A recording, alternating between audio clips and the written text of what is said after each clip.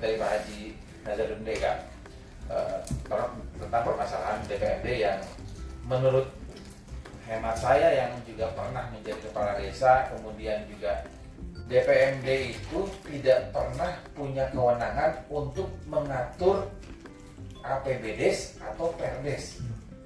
DPMD itu sifatnya tidak dalam kapasitas untuk mengatur desa. Itu hanya sifatnya koordinasi, pemberitahuan. Karena bahkan, mohon maaf, kepala desa ini tidak di bawah camat, tidak di bawah bupati yang bisa memerintahkan seenaknya saja. Desa ini entitas pemerintahan yang punya kewenangan, yang mandiri.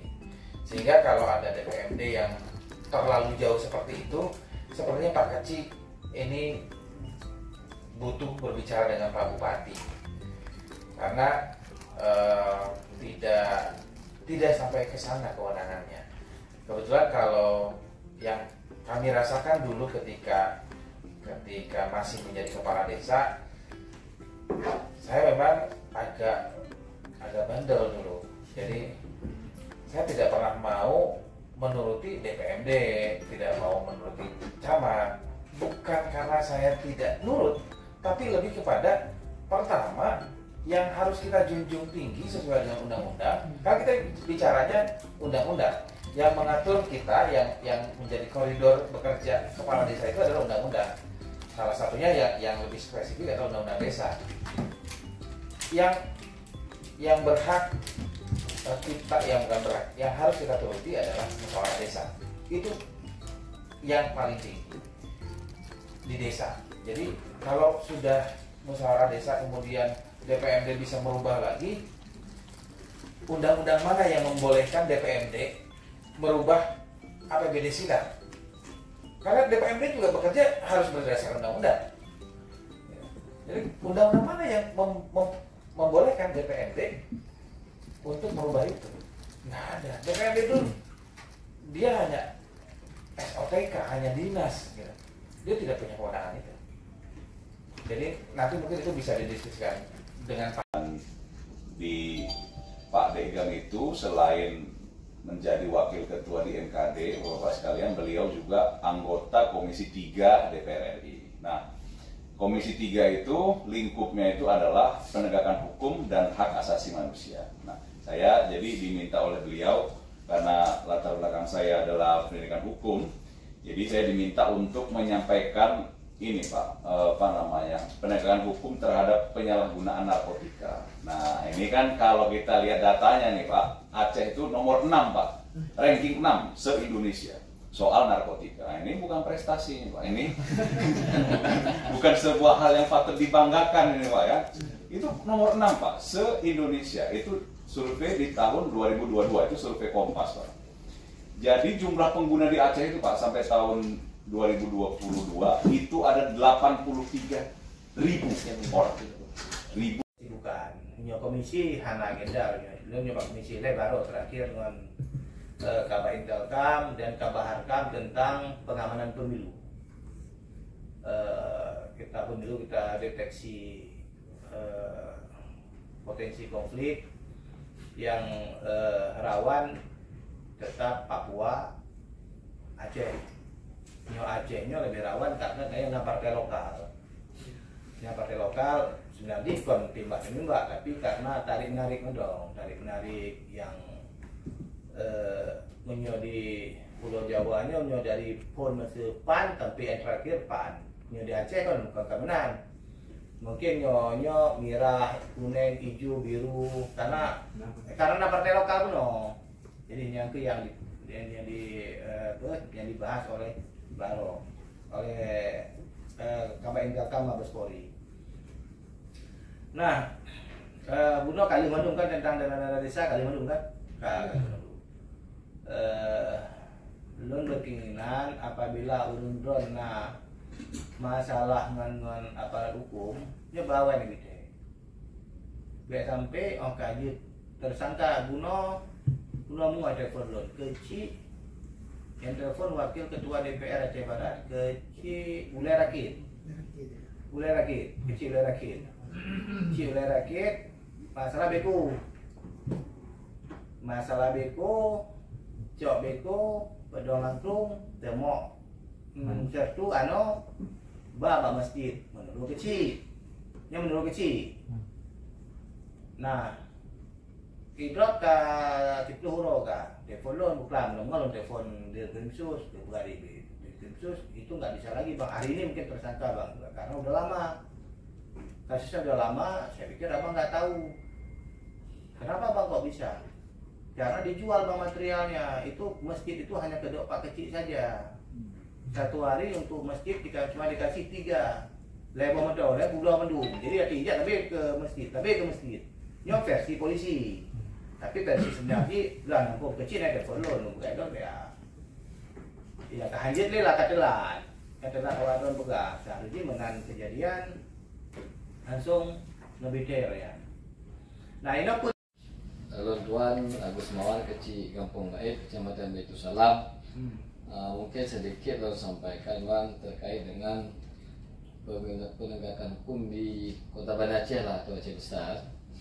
Terkait dengan permasalahan mungkin yang selamanya terjadi di Kampung Bait, terkadang di dalam kecamatan Baitussalam juga sebelumnya, bukan yang saat ini, beberapa Kapolsek yang lama itu juga mungkin agak sedikit menekan kepala desa terkait dengan penggunaan dana desa, bukan yang sekarang 2 periode yang lalu.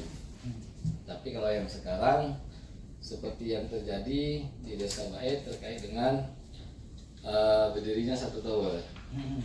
Seharusnya yang dilakukan oleh pihak kepolisian itu mendinginkan suasana di lokasi, dan juga terkait dengan permasalahan yang terjadi di desa itu dikembalikan ke desa tanpa harus langsung ke pihak kepolisian, walaupun hanya sebatas untuk mendinginkan suasana. Karena posisi kita selaku kepala desa ini juga punya kewenangan penuh untuk bisa kita selesaikan terkait dengan permasalahan yang terjadi di kampung, baik secara adat ataupun permasalahan hukum dan juga permasalahan sosial lainnya, sehingga ini diselesaikan dulu di tingkat desa. Kalau memang di tingkat desa itu tidak bisa kita selesaikan sesuai dengan kewenangan desa dan juga Kanun yang nomor 18 tahun 2009 itu 18 item yang memiliki kewenangan desa, baru kita dilimpahkan ke tingkat musbika. Jadi itu saat ini tidak dilakukan saya lihat, sehingga saya sedikit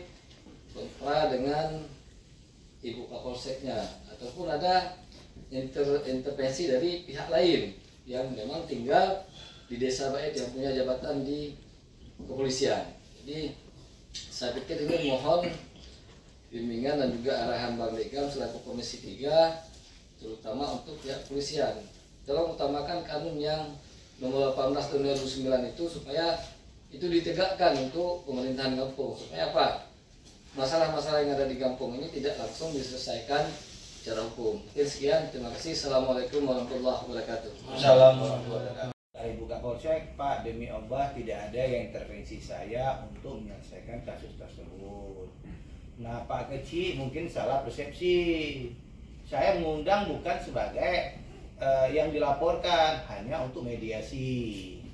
Nah, saya sudah tanya rekom kepada Pak Camat, kata Pak Camat tidak ada rekomnya. Nah, rupanya yang mengeluarkan rekom dulu Camat tuh kami itu namanya Camat kami yang mengeluarkan rekom. Nah, yang mengeluarkan rekom itu. Tetapi Bang, kalau menurut hemat saya itu tidak ada IMB. Tidak ada IMB. Ini oke buka Polsek. Tidak ada IMB. Jadi kalau tidak ada IMB, ya kan saya berhak menanyakan karena ada komplain dari warga. Nah, dengan versi buka Polsek, belum pegailun. Kalau memang tidak ada IMB, buka Polsek, laporkan saja kepada Satpol PP biar dihentikan. Kan jalurnya seperti itu, nggak ada urusan polisi. Nah, buka Polsek, ya Bang, ya Pak, nanti saya akan mencoba lagi bagaimana masalah ini cepat selesai.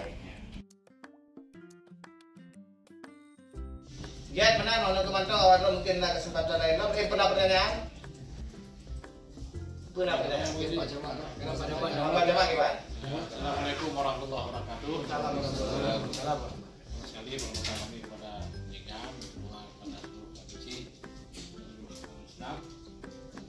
Kemudian namun dari kepada Salam Dekam, nama Jamal baru di Salam. Mereka tidak lebih marah.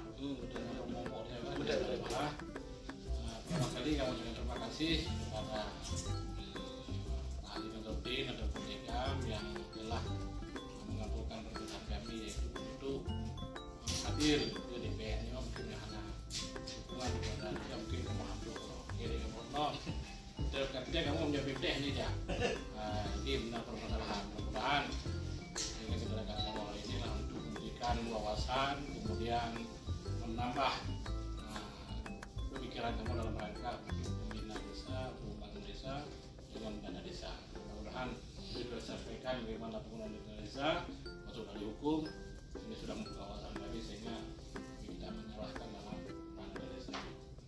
Kemudian juga bagaimana harapan kami bahwa bila ada masalah Pak Kecil silakan menyampaikan kepada Dekam, jangan sungkan-sungkan. Sampaikan sebelum terjadi permasalahan. Ini menjadi harapan salah mungkin tidak ada hasil lagi disampaikan. Jadi rekamannya mungkin dengan pertemuan nalah isu-isu penting